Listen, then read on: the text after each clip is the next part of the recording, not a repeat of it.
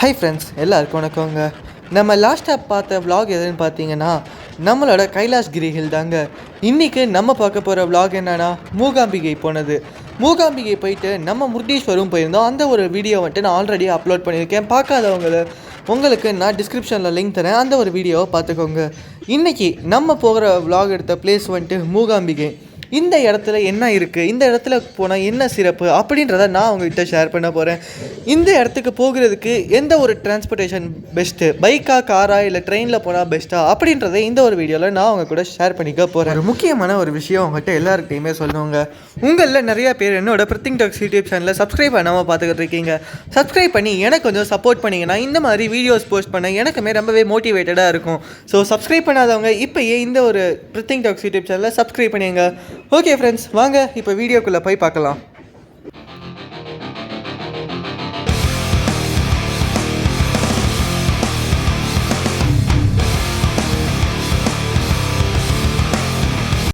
மூகாம்பிகை டெம்பிளுக்கு நீங்கள் காரில் வரதுனாலும் வரலாம், இல்லை ட்ரெயினில் வரதுனாலும் நீங்கள் வரலாம். நான் ட்ரெயின் தாங்க ப்ரிஃபர் பண்ணுவேன். ஏன்னா கண்ணுக்கு குளிர்ச்சியாக ரெண்டு சைடும் பச்சை பசேர்னு மலையெல்லாம், அப்புறம் அருவிலாம் விழுந்துக்கிட்டு இருக்குது. அந்த வியூலாம் வந்துட்டு ரொம்பவே ரம்யமாக இருக்குங்க பார்க்குறதுக்கு. அது மட்டும் இல்லாமல் டனல்குள்ளெல்லாம் ஒரு 50 to 60 டனல்ஸ் வந்துட்டு நம்ம தாண்டி வர வேண்டியதாக இருக்குது. அப்படி வந்தோன்னு வைங்களேன், பைந்தூர் ஸ்டேஷன் அங்கே வந்துட்டு நீங்கள் இறங்கணுங்க மூகாம்பிகை டெம்பிள் போகிறதுக்கு. அங்கேருந்து கோவில் பக்கமாக அப்படின்னு கேட்டிங்கன்னா அது இல்லை. அங்கேருந்து கோயில் வந்துட்டு ஒரு 30 to 35 கிலோமீட்டர்ஸ் வருது.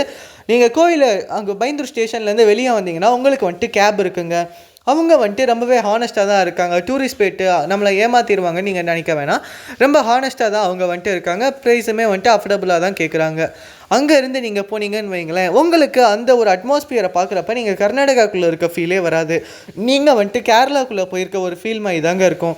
ஏன்னா அந்த பிளேஸ் வந்துட்டு அப்படி தாங்க இருக்கும். அப்படியே நீங்கள் போனீங்கன்னா கோவிலுக்கும் டைரெக்டாக போகலாம், இல்லை சௌபர்ணிகா ரிவருக்கு போகிறதுனாலும் போகலாம்.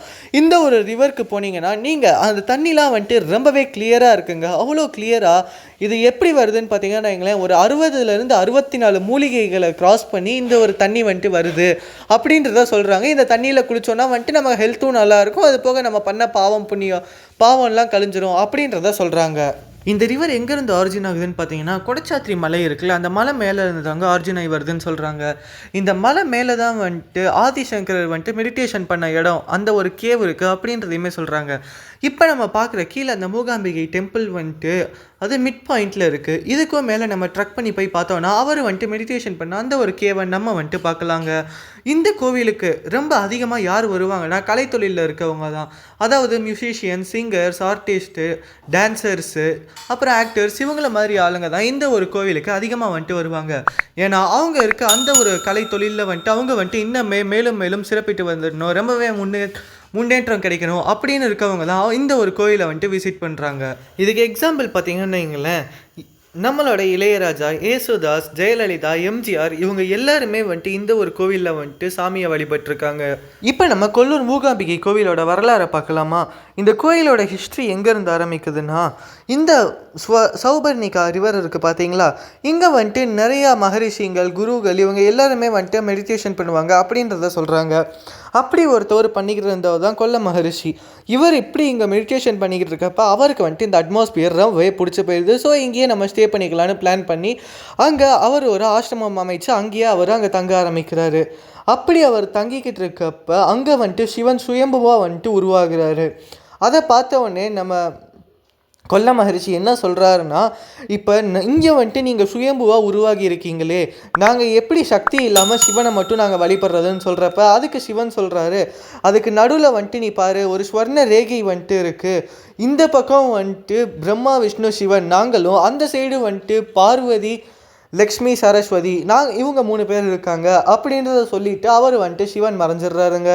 இதை வந்துட்டு மூகாசுரன் அப்படின்ற ஒரு அசுரன் வந்துட்டு பார்த்துக்கிட்டே இருக்கான். இவங்க வந்துட்டு ரொம்பவே நிம்மதியாக வந்துட்டு இங்கே இருக்காங்களே, பீஸ்ஃபுல்லாக இருக்காங்களேன்னு பார்க்குறான்.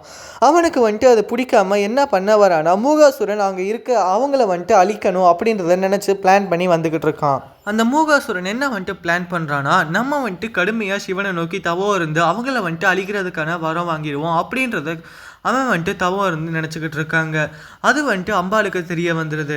அம்பாளுக்கு தெரிய வந்தவொடனே அவங்க நினைக்கிறாங்க இது வந்துட்டு ரொம்பவே வந்துட்டு ஒரு மோசமான செயல், நம்ம இதை எப்படியாச்சும் தடுத்து நிறுத்தணும்னு நினச்சி அம்பாள் என்ன பண்ணுறாங்கன்னா அந்த மூகாசுரனை வந்துட்டு மௌனமாக்கிடுறாங்க சிவன் கிட்ட வந்துட்டு வரம் கேட்க முடியாமல்.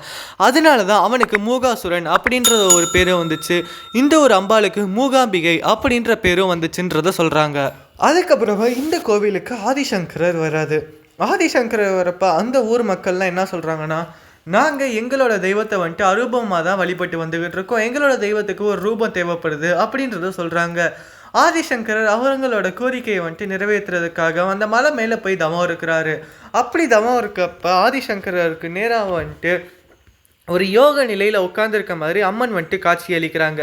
காட்சி அளித்தவனே அவர் வந்துட்டு என்ன பண்ணுறாருன்னா அங்கே வந்துட்டு கல் செதுக்கிறவங்களை கூப்பிட்டு 50 நாளாக அந்த ஒரு உருவத்தை வந்துட்டு செதுக்கி இந்த கோவிலில் பிரதீட்சை பண்ணுறாங்க. இன்னொன்று இந்த மூகாம்பிகை கோவில் இருக்குல்ல, இங்கே வந்துட்டு ஸ்ரீசக்கராவும் பதிக்கப்பட்டிருக்குங்க. அப்புறம் 51 சக்தி பீடங்கள் இருக்குல்ல, அதில் இதுவும் ஒரு கோவில். புரட்டாசி மாதத்தில் வர நவராத்திரி இருக்குல்ல, அது இந்த கோயிலில் ரொம்பவே சிறப்புங்க. இங்கே இருக்க சரஸ்வதி மண்டபத்தில் வந்துட்டு அவங்க வந்துட்டு கலை நிகழ்ச்சி நடத்துவாங்க. அது மட்டும் இல்லாமல் இந்த சரஸ்வதி மண்டபம் இருக்குல்ல, இங்கே தான் வந்துட்டு ஆதிசங்கரர் வந்துட்டு சௌந்தரிய லகரி பாடியிருக்காரு. இது இன்னொன்று ஹிஸ்ட்ரி என்ன சொல்லப்படுதுன்னா, இவர் வந்துட்டு இங்கே சௌந்தரிய லகரி பாடுறப்ப அவரோட ஹெல்த் கண்டிஷன் வந்துட்டு சரியில்லை. அப்போ வந்துட்டு அம்பாள் வந்துட்டு அவங்களோட கையாலேயே வந்துட்டு இவருக்காக கஷாயம் வந்துட்டு செஞ்சு எடுத்துகிட்டு வந்து கொடுத்தாங்க. அதுக்கப்புறம் வந்துட்டு இவர் வந்துட்டு நல்லா பாடினார் அப்படின்றது சொல்லப்படுது. இன்னொன்று என்ன சொல்கிறாங்கன்னா, இந்த கோவிலில் நைட்டு அந்த ஒரு கஷாயம் தான் பிரசாதமாக கொடுப்பாங்க அப்படின்றதுமே சொல்லப்படுது. இந்த கோவிலில் அணையாத சண்டி ஹோமம் நடந்துக்கிட்டே இருக்குங்க. அது மட்டும் இல்லாமல் ஆதிசங்கரர் வந்துட்டு நடத்தி வச்ச அந்த ஒரு பூஜை முறைகள் இப்போ வரைக்குமே ஃபாலோ பண்ணிக்கிட்டே வராங்க. பூஜை முறைகள் எதுவுமே மாற்றப்படலை. இயர்லி மார்னிங் பூஜை நீங்கள் பார்த்தீங்கன்னா அங்கே இருக்க ஸ்வர்ண ரேகை லிங்கத்தை நீங்கள் பார்க்கலாங்க. கொஞ்சம் லேட் ஆயிடுச்சுன்னா கூட அதை வந்துட்டு அவங்க கவர் பண்ணிடுவாங்க. இந்த கோயிலில் பார்த்தீங்கன்னா மோஸ்ட் ஆஃப் த பீப்புள் எல்லாருமே கேரளாக்காரங்களில் தான் இருப்பாங்க. இந்த கோயிலோட என்விரான்மெண்ட் அட்மாஸ்பியர் இது எல்லாமே வந்துட்டு கேரளா ஃபீல்டில் தாங்க இருக்கும். ஆர்கிடெக்சர் எல்லாமே இங்கே சாமி வந்துட்டு முப்பெரும் தேவிகளாக வந்துட்டு ஒவ்வொரு டைம் ஒவ்வொரு வடிவில் வந்துட்டு காட்சி தராங்க. இந்த கோயில் வந்துட்டு ரொம்பவே ஒரு பவர்ஃபுல்லான கோயில்னு நான் வந்து சொல்லுவேங்க. இன்னொன்று என்கிட்ட நிறையா பேர் சில கொஸ்டின்ஸ் ரைஸ் பண்ணுறாங்க. என்னன்னா, நீ ஏன்டா vlog அதாவது டூர் போனால் ரொம்பவே டிவோஷனல் பிளேஸாகவே போகிற, வேறு மாதிரி எங்கேயும் போக மாட்டேங்கிறியேன்னு கேட்குறாங்க. அவங்களுக்கான ஒரு பதில் தான் இந்த வீடியோவில் இங்கே நான் சொல்ல போகிறது. அதாவது நான் வந்துட்டு பேசிக்கலாக மதுரையில் தாங்க பிறந்தது. அங்கே மீனாட்சி அம்மன் தான் வந்துட்டு மெயின் சாமினா. அதே மாதிரி இப்போ வந்துட்டு நாங்கள் இருக்க வீட்டு வாசலில் நாங்கள் வந்துட்டு அம்மன் வழிபாடு பண்ணிக்கிட்டு இருக்கோம். ஸோ எனக்கு வந்துட்டு இந்த மாதிரி சாமி கும்பிட்றது வந்துட்டு கொஞ்சம் வந்துட்டு ஒரு பாசிட்டிவ் எனர்ஜி கிடைக்கிற மாதிரியும் ரொம்பவே வந்துட்டு ஒரு டீசெண்டாக இருக்க மாதிரியும் எனக்கு வந்துட்டு ஃபீல் ஆகுது. அதனால தான் நான் வந்துட்டு பண்ணுறேன். அதே மாதிரி டிவோஷனல் பிளேஸாக நான் வந்துட்டு கவர் பண்ணி vlog பண்ணிக்கிட்டு இருக்கேன். உங்களோட குழந்தைங்களுக்கு நீங்கள் நம்மளோட கல்ச்சரையும் ஒர்ஷிப் பண்ணுறதையும் சொல்லிக் கொடுங்க. அது அவங்களுக்குள்ள ஒரு டிசிப்ளினையும் ஒரு டீசென்ட்டையும் கொண்டு வரும். அது மட்டும் இல்லாமல் அவங்களுக்கு பாசிட்டிவ் எனர்ஜி கண்டிப்பாக கிடைக்குங்க. ஓகே ஃப்ரெண்ட்ஸ், இந்த கோவிலை நீங்கள் விசிட் பண்ணுவீங்கன்னு நான் நினைக்கிறேன். இது ரொம்பவே வந்துட்டு ஒரு அமேசிங்கான வியூ கிடைக்கும் நீங்கள் ட்ரெயினில் போனீங்கன்னா. தேங்க்யூ ஃபார் வாட்சிங் திஸ் வீடியோ. இந்த வீடியோ உங்களுக்கு பிடிச்சா லைக் பண்ணுங்கள். என்னோட பிரித்திங் டாக்ஸ் யூடியூப் சேனலை மறக்காமல் சப்ஸ்கிரைப் பண்ணிடுங்க. இந்த ஸ்பாட் தெரியாத உங்கள் ஃப்ரெண்டுக்கு இந்த ஒரு வீடியோவை ஷேர் பண்ணி விடுங்க. Bye. I will meet you next video.